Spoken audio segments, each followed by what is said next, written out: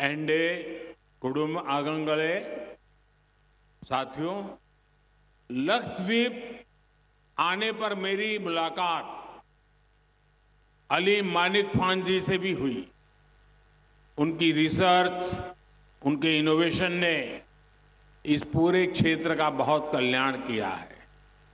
ये हमारी सरकार के लिए बहुत खुशी की बात है कि हमें साल 2021 में अली मानिक खान को पद्मश्री सम्मान देने का मौका मिला।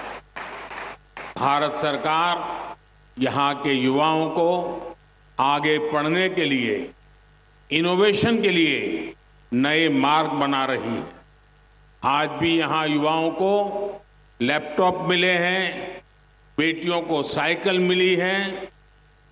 हाल के वर्षों तक लक्षद्वीप में कोई उच्च शिक्षा संस्थान नहीं था।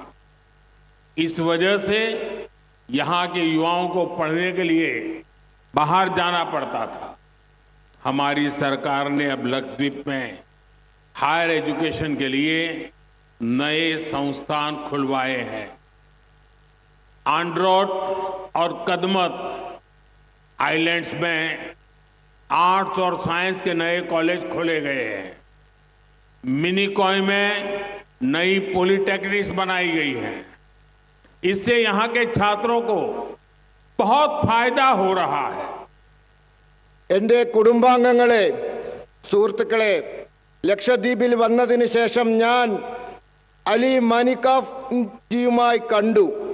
അദ്ദേഹത്തിൻ്റെ പഠനങ്ങൾ, നവീന ആശയങ്ങൾ ഇവിടുത്തെ മുഴുവൻ പ്രദേശത്തിനും വളരെ അധികം ഗുണം ചെയ്തിട്ടുണ്ട്. എൻ്റെ സർക്കാരിന് അദ്ദേഹത്തിന് 2021 പത്മശ്രീ നൽകാൻ സാധിച്ചു എന്നുള്ളത് വളരെയധികം സന്തോഷം നൽകുന്നതാണ്. ഭാരത സർക്കാർ ഇവിടുത്തെ യുവാക്കൾക്ക് മുന്നോട്ട് പോകുന്നതിനായി, പുതിയ ആശയങ്ങൾ രൂപീകരിക്കുന്നതിനായി പുതിയ മാർഗങ്ങൾ സൃഷ്ടിച്ചുകൊണ്ടിരിക്കുകയാണ്. ഇന്നിവിടെ ലാപ്ടോപ്പ്, സൈക്കിൾ എന്നിവ നമ്മുടെ കുട്ടികൾക്ക് നാം നൽകി. ഇത്രയും വർഷങ്ങളായി ലക്ഷദ്വീപിൽ ഉയർന്ന വിദ്യാഭ്യാസത്തിന് സ്ഥാപനങ്ങളില്ലായിരുന്നു. ഇതു കാരണം ഇവിടുത്തെ യുവാക്കൾക്ക് വിദ്യാഭ്യാസത്തിന് പുറത്തു പോകേണ്ടി വന്നിരുന്നു. നമ്മുടെ സർക്കാർ ഇപ്പോൾ ഉയർന്ന വിദ്യാഭ്യാസത്തിനായി ലക്ഷദ്വീപിൽ പുതിയ സ്ഥാപനങ്ങൾ തുറന്നിട്ടുണ്ട്. ആന്ത്രോത്ത്, കടമത്ത് ദ്വീപുകളിൽ ആർട്സ് ആൻഡ് സയൻസിന് പുതിയ കോളേജുകൾ തുറന്നു. മിനിക്കോയിൽ പുതിയ പോളിടെക്നിക് നിർമ്മിച്ചു. ഇതിലൂടെ ഇവിടുത്തെ വിദ്യാർത്ഥികൾക്ക് വളരെ അധികം ഗുണമുണ്ടായിരിക്കുന്നു.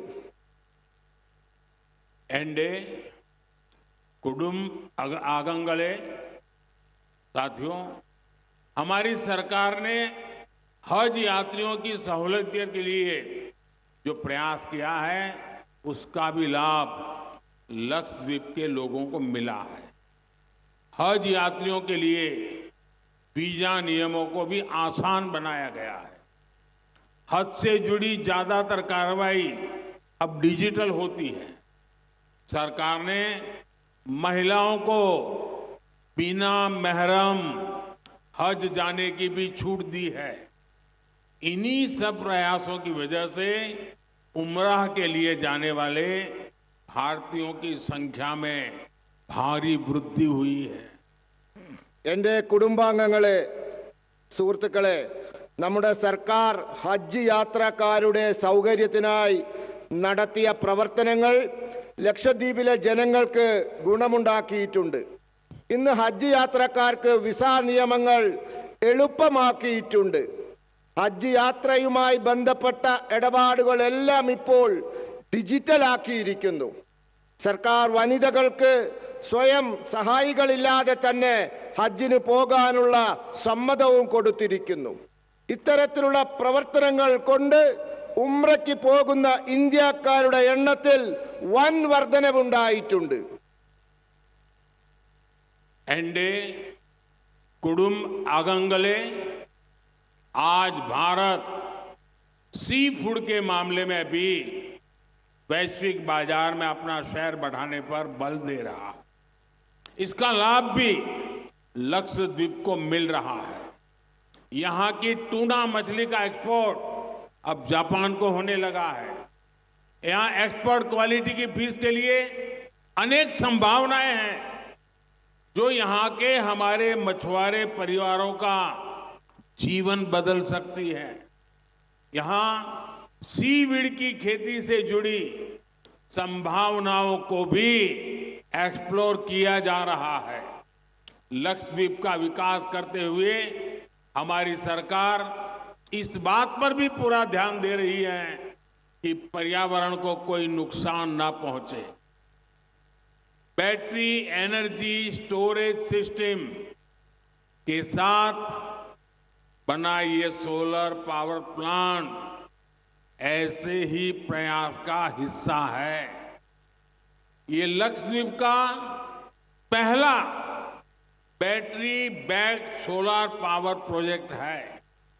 इससे डीजल से बिजली पैदा करने की मजबूरी कम होगी। इससे यहां प्रदूषण कम होगा और समुद्री इकोसिस्टम पर भी कम से कम प्रभाव पड़ेगा। എന്റെ കുടുംബാംഗങ്ങളെ, ഇന്ന് ഭാരതം മത്സ്യ ഉൽപ്പന്നങ്ങളുടെ വിഷയത്തിൽ വിദേശ കമ്പോളത്തിൽ സ്വന്തം പ്രാതിനിധ്യം ശക്തിപ്പെടുത്തിക്കൊണ്ടിരിക്കുകയാണ്. ഇതിന്റെ ഗുണവും ലക്ഷദ്വീപിന് ലഭിക്കുന്നുണ്ട്. ഇവിടുത്തെ ടൂണ മത്സ്യം ഇപ്പോൾ ജപ്പാനിലേക്ക് കയറ്റുമതി ചെയ്തുകൊണ്ടിരിക്കുകയാണ്. ഇവിടുത്തെ കയറ്റുമതിക്കായുള്ള ഗുണമേന്മ, ആ ഗുണമേന്മയുടെ സാധ്യതകൾ ഇവിടെ വളരെ ഉണ്ട്. നമ്മുടെ മത്സ്യപ്രവർത്തകരുടെ കുടുംബങ്ങളുടെ ജീവിതം തന്നെ ഇത് മാറ്റിമറിക്കും. ഇവിടെ സീവീഡ് മത്സ്യകൃഷിയുമായി ബന്ധപ്പെട്ട സാധ്യതകളെ പറ്റി പഠിച്ചുകൊണ്ടിരിക്കുകയാണ്. ഈ ലക്ഷദ്വീപിന്റെ വികസനം സാധ്യമാക്കിക്കൊണ്ടിരിക്കുമ്പോൾ തന്നെ കേന്ദ്ര സർക്കാർ ഇവിടുത്തെ പരിസ്ഥിതിക്കൊരു കോട്ടവും തട്ടരുത് എന്ന് ഉറപ്പുവരുത്തുന്നുമുണ്ട്. ബാറ്ററി ഊർജ ശേഖരണ സംവിധാനത്തോടൊപ്പം നിർമ്മിച്ച സൗരോർജ ഉൽപാദന കേന്ദ്രം അത്തരത്തിലുള്ള ഒരു പ്രയത്നത്തിന്റെ ഭാഗമാണ്. ഇത് ലക്ഷദ്വീപിലെ ആദ്യത്തെ ബാറ്ററിയുടെ പിൻബലത്തോടുള്ള സൗരോർജ ഉൽപാദന കേന്ദ്രമാണ്. ഇതിലൂടെ ഡീസൽ ഉപയോഗിച്ചുള്ള വൈദ്യുതി ഉൽപാദനം നമുക്ക് കുറയ്ക്കാൻ സാധിക്കും. ഇതിലൂടെ ഇവിടുത്തെ മലിനീകരണം കുറയ്ക്കാനും സമുദ്രത്തിന്റെ ആവാസ വ്യവസ്ഥയ്ക്ക് മേലുള്ള പ്രഭാവം കുറയ്ക്കാനും സാധിക്കും.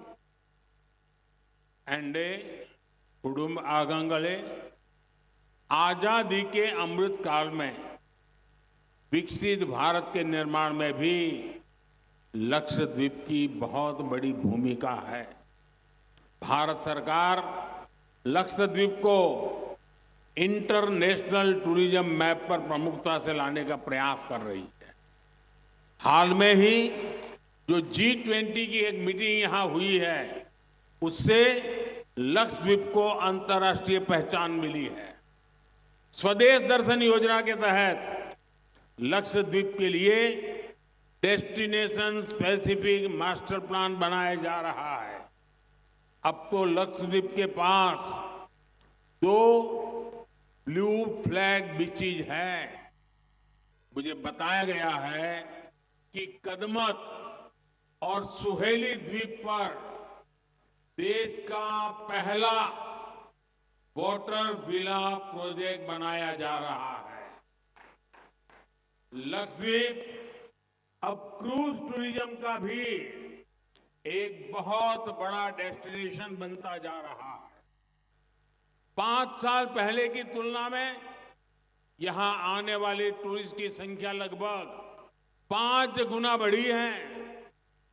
आपको ध्यान होगा, मैंने देश की जनता से अपील की है कि वो विदेश घूमने से पहले देश के कम से कम 15 स्थानों को देखने जरूर जाएं।